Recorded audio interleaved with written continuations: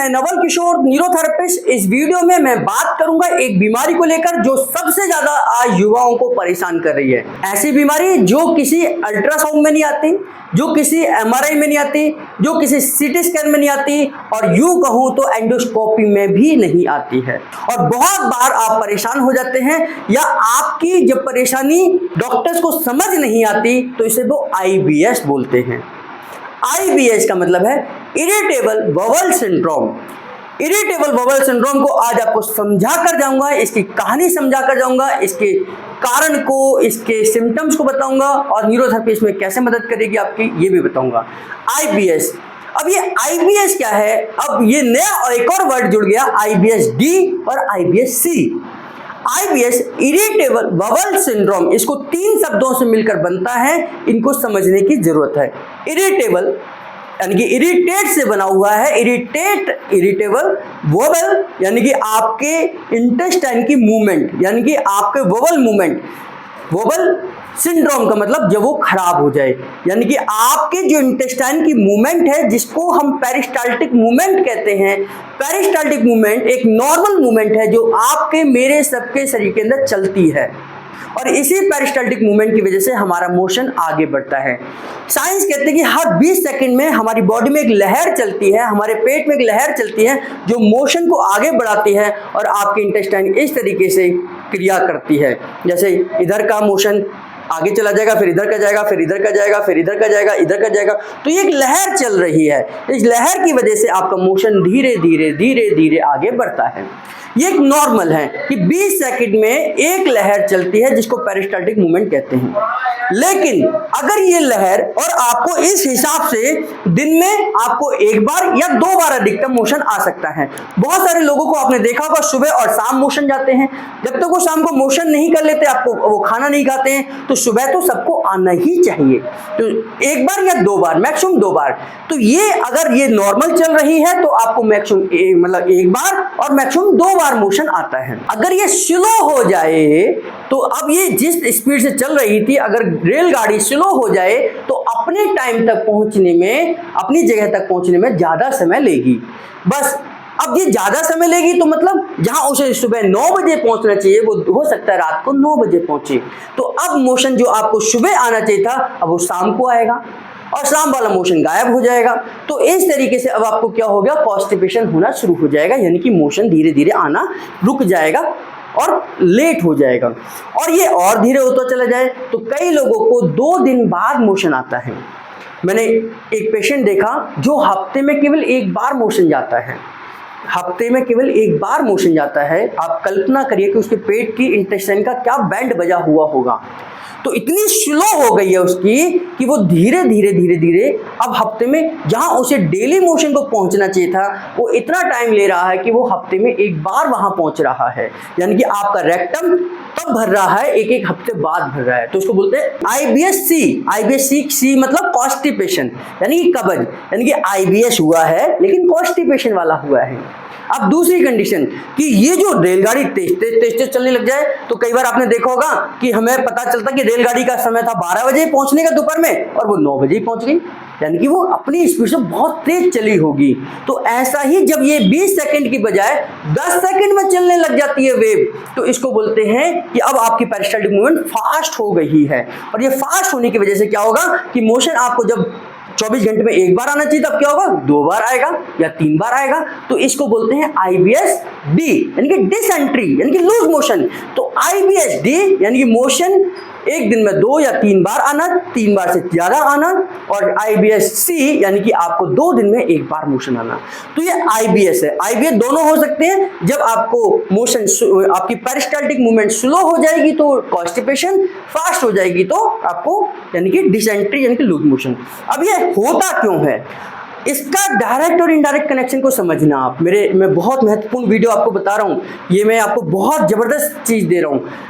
आपके mental stress की वजह से आपको घबराहट बहुत ज़्यादा होती है, आप किसी मेंटल स्ट्रेस से गुजरे हैं, आप रिलेशनशिप के स्ट्रेस से गुजरे हैं, आप फाइनेंशियल स्ट्रेस से गुजरे हैं, फाइनेंशियल लॉस हुआ है, रिलेशनशिप में लॉस हुआ है, घर में लॉस हुआ है, घर में झगड़ा रहता है, डिप्रेशन के माहौल में रहते हैं, आप लड़ाई झगड़े की उसमें रहते हैं, आप कैरियर को लेकर परेशान हैं, आप शादी को लेकर परेशान हैं, आप बॉडी को लेकर परेशान हैं, गर्लफ्रेंड को लेकर परेशान हैं, बॉयफ्रेंड को लेकर परेशान हैं, एग्जाम को लेकर परेशान हैं, आप नौकरी को लेकर परेशान हैं, आप छोकरी को लेकर परेशान हैं, आप किसी भी वजह से लंबे समय तक परेशान रहते हैं और आप उस सिचुएशन को हैंडल नहीं कर पा रहे हैं।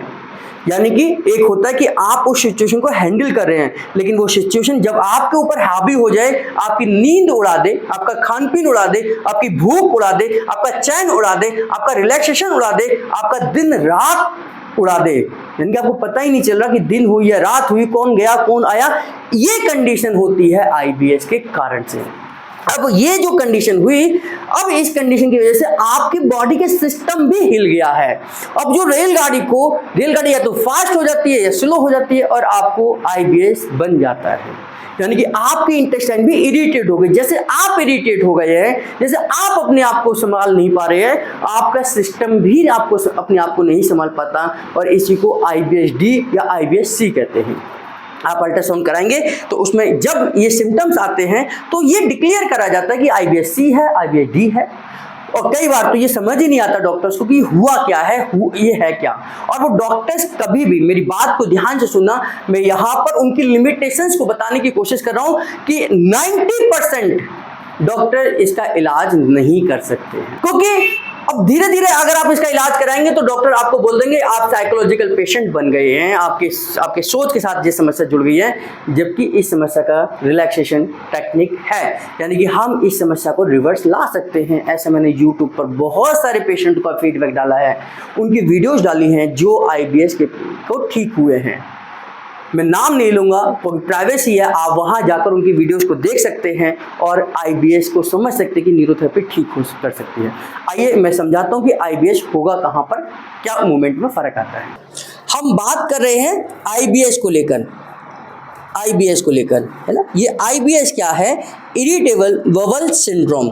अब ये क्या होता है? ये आपकी लार्ज इंटेस्टाइन है, है ना, ये आपकी लार्ज इंटेस्टाइन है और इसमें आपका मोशन, यानी कि जो आपकी बॉडी पचा नहीं पाती, यानी कि आपकी बॉडी के लिए जो फ़ायदेमंद नहीं है, वो आपका सारा का सारा कचरा इस रास्ते से बाहर आता है। यहाँ से इस तरीके से ये मोशन बढ़ता है, इस तरीके से ये मोशन आगे बढ़ता है ना। हर 20 सेकंड में एक लहर चलती है, और मोशन को आगे आगे आगे आगे भेजती है। अगर ये लहर 20 सेकंड में ही चल रही है, तो ये मोशन यहाँ से यहाँ तक पहुँचने में 12 से 24 घंटे लेगा। कितना? 12 से 24 घंटे लेगा। यहाँ से मोशन यहाँ तक पहुँचने में या तो 12 घंटे लेगा, यानी कि या तो मोशन आदमी सुबह और शाम जाएगा या आदमी केवल एक दिन में एक बार ही जाएगा। तो यहाँ से यहाँ तक मोशन पहुँचने में 12 से 24 घंटे का समय लगता है और ये आपका नॉर्मल मूवमेंट है। अगर यही मूवमेंट आपकी, ये लहर जो है ये 10 सेकंड में चलना शुरू हो जाए, हर 10 सेकंड में चले तो फास्ट हो जाएगा और यहाँ से मोशन आने में, यहाँ तक आने में आपको समय लगेगा केवल आपका 6 घंटे का। और उस समय पर आप दिन में 3 बार मोशन या 3 से 4 बार मोशन जाएंगे। तो ये आपको क्या है, बार बार पेशेंट आपको तंग करेगा। आपको हर 3 घंटे बाद, हर 4 घंटे बाद मोशन की फीलिंग होगी और आप उसे पास आउट कर आएंगे। अगर यही जो पेरिस्टाल्टिक मूवमेंट है ये आपकी 40 सेकंड हो जाए, यानी कि जहाँ 20 सेकंड ये चलनी थी, अब ये 40 सेकंड में हो, तो यहाँ से यहाँ तक पहुँचने में आपको लग जाएंगे 48 घंटे। तो यानी कि अब आपका मोशन 2 दिन में एक बार होगा और यहाँ से आपका मोशन पहुँचने में 48 घंटे लगेंगे, यानी कि 2 दिन में एक बार होगा। तो 2 दिन में एक बार मोशन होना, इसको IBS-D बोलते हैं। एक दिन में 4 बार मोशन होना, इसको IBS D बोलते हैं। यानी कि IBS D यानी कि डिसेंट्री हो गई है, लूज मोशन हो गया है। IBS C यानी कि आपको कॉन्स्टिपेशन हो गया है। तो एक दिन में आपको मोशन 4 बार आना, ये आपको IBS D है। 2 दिन में 1 बार मोशन आना, ये IBS आपको C है। तो यही आपकी मूवमेंट है, यहीं पर आपको IBS का डायग्नोज होगा। और इस कंडीशन में आपको इन्हीं हिस्सों में, यानी कि यहाँ से अगर आप इसको चेक करेंगे तो आपको पेशेंट कहेगा कि नाभि के चारों तरफ दर्द बना रहता है। नाभि के चारों तरफ अगर आपको दर्द बना हुआ है, नाभि के चारों तरफ के हिस्से में दर्द है, नाभि के चारों तरफ के हिस्से में आपको परेशानी है, तो ये IBS का सिम्टम्स है, IBS का डायग्नोज है। तो IBS का डायग्नोज, नाभि के चारों तरफ आपको मीठा मीठा सा दर्द बना रहता है। और इसका न्यूरोथेरेपी ट्रीटमेंट क्या होगा मैं बताता हूँ। तो ये IBS की कंडीशन में क्या करना है, देखिए न्यूरोथेरेपी में हमारे पास 2 सेट हैं। एक है, मैंने आपको बताया कि मोशन इस तरीके से ऐसे बढ़ रहा है, अगर ये फास्ट हो गया है तो हमें इस गति को उल्टा करना है, यानी कि रोकना है। तो न्यूरोथेरेपी में हम इस प्रोसेस को उल्टा लेकर आते हैं। इसको हम उल्टा टॉप फिंगर, उल्टा नॉर्मल देते हैं, या उल्टा राउंड नॉर्मल देते हैं। उल्टा राउंड नॉर्मल में हम जो है, उल्टा राउंड नॉर्मल में हम जो ट्रीटमेंट देते हैं वो 6, अब मैं आपको पॉइंट बता देता हूँ, आप ध्यान करना। 6 लेफ्ट ओवरी हो गया है ना, 6 लेफ्ट ओवरी हो गया आपके पास, फिर 6 म्यूकस हो गया, म्यूकस के बाद 6 म्यूकस 0 हो गया, उसके बाद 6 स्प्लीन हो गया, उसके बाद 6 गॉल हो गया, 6 लिवर हो गया, 6 राइट ओवरी हो गया, और इसी के लिवर के बाद 6 लिवर 0 हो गया। इस तरीके से हमें मोशन को लेकर आना है, यानी कि इंटेस्टाइन को रोकना है। इस तरीके से हम उल्टा राउंड नॉर्मल देते हैं। अब इसमें उल्टा टॉप फिंगर देते हैं, यानी कि जो टॉप फिंगर दे रहे हैं हम लेफ्ट टू राइट देते हैं, इसमें हम राइट टू लेफ्ट देंगे मोशन को रोकने के लिए। न्यूरोथेरेपी में बॉडी को रिलैक्स करने के लिए, क्योंकि ये इंटरनल इरिटेशन है, मैंने अभी आपको बताया था। तो इंटरनल इरिटेशन को ठीक करने के लिए हमारा हैप्पीनेस फार्मूला जबरदस्त काम करता है। तो हैप्पीनेस फार्मूला, उल्टा टॉप फिंगर, उल्टा राउंड नॉर्मल ट्रीटमेंट, ये इसका इलाज है जब आपको IBS D हो जाए, लूज मोशन वाला हो जाए। IBS C हो गया है, कॉन्स्टिपेशन हो गया है, तो उस कंडीशन में हम normal top finger, normal NNS, यानी कि हम उल्टे से राइट की तरफ, लेफ्ट से राइट की तरफ, लेफ्ट से राइट की तरफ, लेफ्ट से राइट की तरफ हम देते हैं। इसको हम नॉर्मल टॉप फिंगर 6 एनएनएस कहते हैं। और इसमें हम न्यू राउंड नॉर्मल देते हैं, नॉर्मल देते हैं, यानी कि सीधा नॉर्मल देते हैं। तो न्यू राउंड नॉर्मल और आपका 20 टॉप फिंगर 6 एनएनएस, और बॉडी के रिलैक्सेशन करने के लिए हैप्पीनेस फॉर्मूले का इस्तेमाल करते हैं। तो ये आप इलाज कर सकते हैं। मेरे YouTube वीडियो को अगर आप फॉलो कर रहे हैं तो 1 साल से कर रहे हैं, तो ये सभी ट्रीटमेंट आपको अच्छी तरीके से पता लग जाएगी।